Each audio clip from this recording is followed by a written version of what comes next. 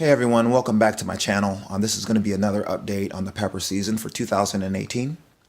Show you a couple cool things today. A hydroponic tote I'm building for 21 little 2-inch cups.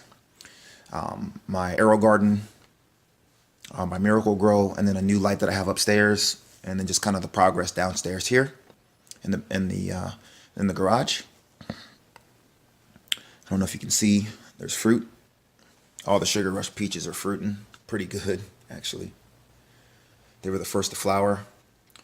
I'm noticing that other flowers that I have that were really early compared to other ones were scotch bonnet, freeport orange as well. But now everything is pretty much flowering. So my cabacas, I don't know if you can see that, but those are flower buds on the cabaca. My fish pepper, a little dry. I did water it about 30 minutes ago. It's flowering. All my overwinters are flowering as well. So BTR scorpion, Bohemian goat, lemon drop,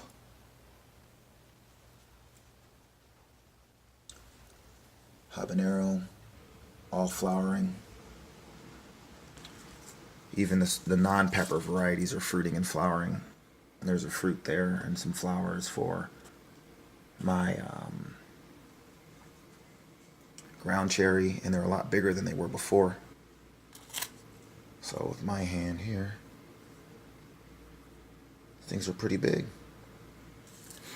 And I'm finding that these are heavy feeders too, so nutrient deficiency with the edges of a lot of the older leaves, it was really bad, and I just upped the nutrients, and they grew a lot more, and they're a lot greener. I might need to up the nutrients a little bit more on these. I'm using right now 1 teaspoon per gallon of General Hydroponics Flora series, and then for the bloom I'm using 1.5 teaspoons per gallon. Everything else is 1 teaspoon per gallon. Okay, the tomatoes that I separated out of that six node tray, all here and there, so those are doing okay. Yeah,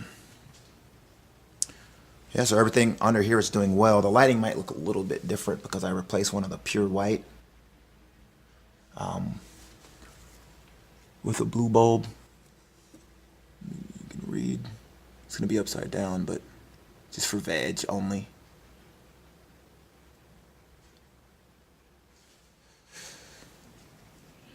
So I wanted to get them to grow as much leaves as possible. These are fruiting about a month early, but putting them under a veg only light wouldn't be good when they're fruiting, but I'm not trying to grow fruit right now. I'm trying to grow plants that'll be strong as possible so that I can produce as much fruit as I can a month from now when I take them all outside, and in February, maybe earlier, because this is a real mild winter. So but that's the progress. Everything is doing well. I still have the lights on at night, off in the day, and everything is doing really, really good. Let me show you the hydroponic tote, and then I'll take you upstairs. Give me a sec. So here you go, 21 cells thick, and I'll start my seedlings out in soil in 1 cup. Just plant like 15 of them, and then when they sprout, or maybe 10 or 8, when they sprout and get maybe the first set of true leaves or so, and then I'll put them in here. Because by then the root should be about this long. Put them in here. Grow them out. When they get too bushy to where it's starting to fill up, I'll take every other one out. Put every other one in soil. And then the rest, the strongest ones, I'm going to leave here. And grow them out completely in hydroponics. And the new light that I have for the window that I'll show you upstairs will be the light for this. Kind of mimicking the Aerogarden, except making it just way, way bigger than the Aerogarden. The only thing I'm waiting for from Amazon is a tube for this, about 1 foot, and the swivels. I have it on a grommet that I also got off Amazon. I'll put the link on the build for this in my description. That way you can see it, and it looked really, really cool, so I built it. Thinking back though, I would probably just not use this and leave it off for drainage. It's basically all it's for is for draining. There's an 880 gallon per minute submersible pump. The pump's going to sit in the water. And from the video it said they needed 10 gallons to get head pressure on this thing, so maybe up to here of water. And get a special timer that runs every 15 minutes, and then it drenches your roots for say 2 or 5 minutes, and then it shuts off for another 15 minutes, and then shuts back on, turns back on, and shuts off, turns on all day long. So this is it. I'll have this in operation probably for my next video. Again, I already ordered the last tube that I need, and then once it comes in, I will get this thing up and running.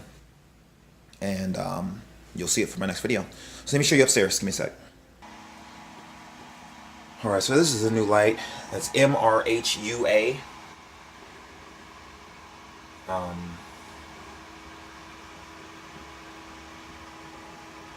It's screwing up my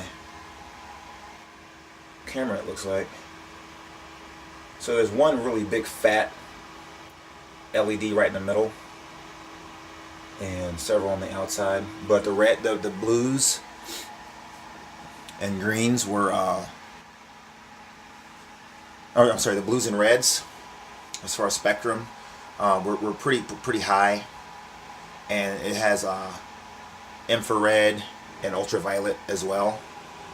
So this thing is pretty good, especially in the window. These plants are going to do really good. This is the second day. I set this up yesterday. So you see here, all my plants are flowering. So there's a split there. And actually, you can even see it better there. There's flowers there. This is my CGN 21500. Really excited about that. I got more fruits or flowers here. Maybe fruit soon too on a freeport scotch bonnet. Freeport orange. On my aleppo pepper. And the whole time these are really here, and then I have more flowers there. But that's just T5, so that's just white, so it covers the whole spectrum. Doesn't really do really well in any spectrum for the most part, but here, because you have specific wavelengths, a light covering a specific wavelength, it does really well for exactly what the plant needs, being LED. So I'll give you guys updates on that. This is one that I pruned heavily, and you can see new tops forming, new branches on this. So there's no flowers yet because I just pruned it too heavy. Same thing with that. That's another cabaca. Same as the one downstairs that was fruiting. This is my propagation of the Bohemian goat. There's flowers on that. Here's another one that's flowering here. Another Bohemian goat flowering, and then it's a big flower there. Scotch bonnet Freeport. My big caramel mama are also, just gotta find them, Brazilian starfish. I don't know if you can see them in there, but those are flowers. So a big caramel mama is in here somewhere, flowering. So that's that. I'll have another update on this light here in another 3 or 4 weeks when I do my next video.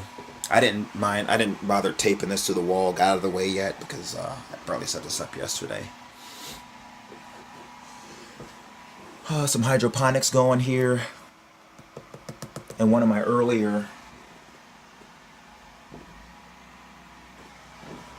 hydroponics, this one here is the only sprouted black habanero from refining fire chilies that I got to grow.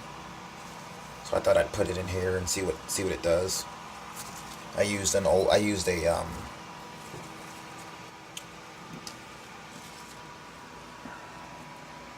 paste pecani sauce jar, and I just painted it with spray paint.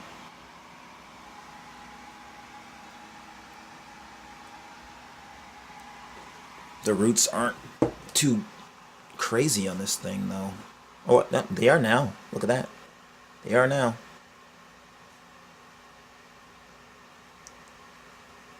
So what I'm going to do is give this thing a little shake. Get those roots wet. And encourage them to grow down to that water.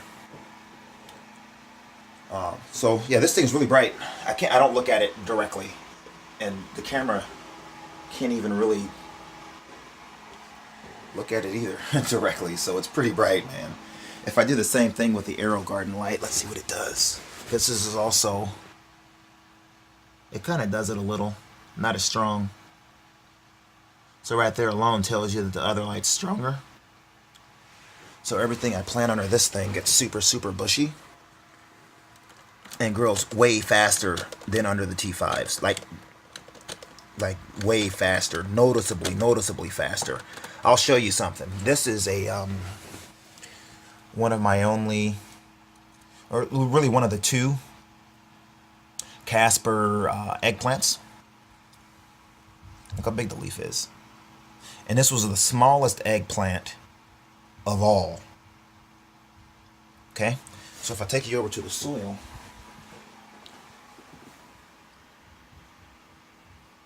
this is the equivalent. These were bigger than that one in the AeroGarden at first, way bigger, and now they're way smaller. The only thing different is hydroponic and the light. Thinking it has more to do, a little bit more to do with the light than hydroponic, but the two together make a really, really awesome combination to where you just can't compete. Like, for instance, this is a I can't take these out because I won't be able to put them back in. This is also flowering. This was one of the smaller aleppos. If I were to get an aleppo for comparison in soil, that's not doing too bad. I mean, it's not doing horrible. Not doing great, but not horrible either. I mean, it's heavy pruning. This would have a lot more leaves if I didn't prune it so bad. I pruned the crap out of this one too, but just look at all the nodes growing. Just look at, plant them at the same exact time from the same pack of seeds from refining fire chilies. And I'm pruning for this lateral growth. That's the whole reason I'm pruning. But then look at this one under the AeroGarden lights. It has a lot to do with lighting, because these things penetrate the canopy a little bit better than the original, the little spiral light that I had up there. And then the T5s, they're not really good at penetrating canopies. But even this cheap LED light does. You can see the lines, or at least I can on my screen. I see the lines going across on the wall. Those lines aren't in my room. That's just because of the lighting. So again, I don't know if you can see the lines, but like little shadows run all the way across, but I can see them. But look at that. This is my Bolivian rainbow, and just look at all the branches growing off of it. It's unlike anything under the T5s. Little branches growing everywhere. This is an apocalypse scorpion.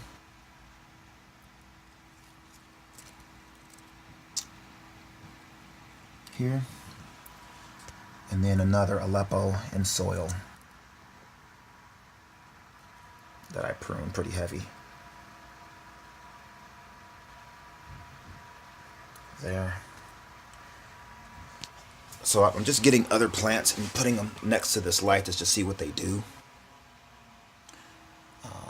So Brazilian starfish, one of the very, very small ones that got too dry, and just some other herbs. So this is like a lemon basil. It's a basil but like a lemon. So using anything that calls for lemon you can use, and when it flowers it brings over beneficials that'll hopefully benefit in taking care of some aphids for me. I need to add water to this thing too. So with all the leaves, this thing is sucking.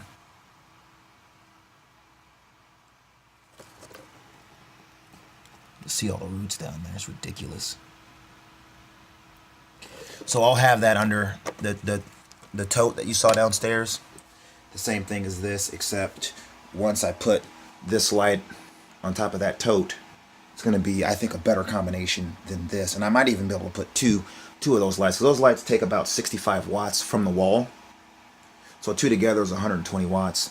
No reason why I couldn't run that in the summer up here and still do hydroponics in the summer. Okay. None of my new seedlings are... Oh, wait, look at this. No, I'm sorry. We do have some sprouting. 3 of my baby birdseye chili from the birdseye that I tried to overwinter. If you watched that first video, that died. Now it has 3 babies. Didn't have a lot more than 3 because I planted a lot of those things. And I'm going to be crossing this specifically because the leaves are like... Got a cut finger. Bad hand. Let me see. The leaves are this big. They're really small. So I'm going to be crossing out with a lot of my super hots. Twilight Numax. Got 2 of those. Marbles. And then again, I'm trying Black Habanero. Refining fire chilies is awesome because I told them the black hob didn't sprout except for that one that I showed you in hydroponics. And I had another pasilla that didn't sprout either. And he goes, yeah, I'll ship you some more. And then I was like, okay, cool. I wasn't expecting that. I was just telling him, you know, watch those seeds for anyone else. And a month passes, I forgot all about it. And then I got a pack in the mail. And he gave me like double what I ordered originally of those seeds. So I'm going to be buying from him. I already do buy a ton of seeds from him. So here's all my tomatillos, eggplants doing well. Got a couple tomatoes thrown in. Apocalypse Scorpion. This was one that I was going to trade to a fellow YouTuber. Along with a couple of others. All my beneficial flowers. The borage is real stocky. Some sunflowers and other beneficial flowers. That'll look nice and attract beneficials, pollinators and whatnot for those. And then here's the rest of the peppers here. So my BTR clones are flowering.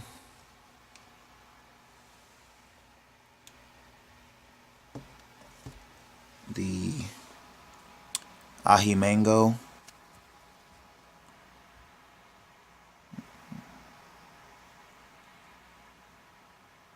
is flowering,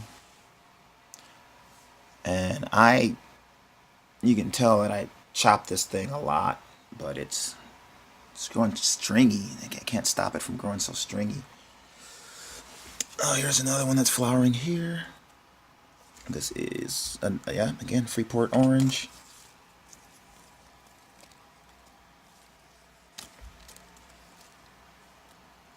Here is another mango flowering. This one doesn't have any fruit on it. This is my other Sugar Rush Peach. This is a M8 Vortex that I've been chopping in like crazy. It was flowering too, so let me...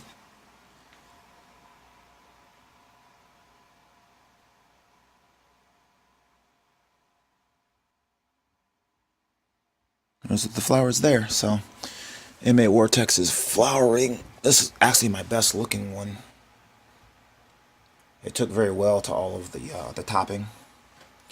So again, all BTRs and whatnot. So everything's looking really good. So far I'm really liking the Aerogarden. It makes a great propagator. Everything grows super bushy, but I'm really excited to see what this thing does in comparison. But everything grows super bushy. It's compact, it's easy, it's an all-in-one system. It's a smaller one, they get way bigger than this.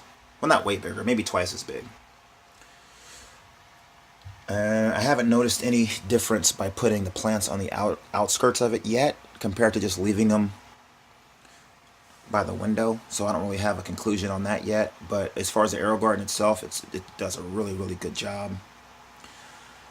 Again, I'm feeding everything with for general hydroponics flora series 1 teaspoon per gallon, except for the bloom, which is 1.5 teaspoons per gallon because everything's flowering right now.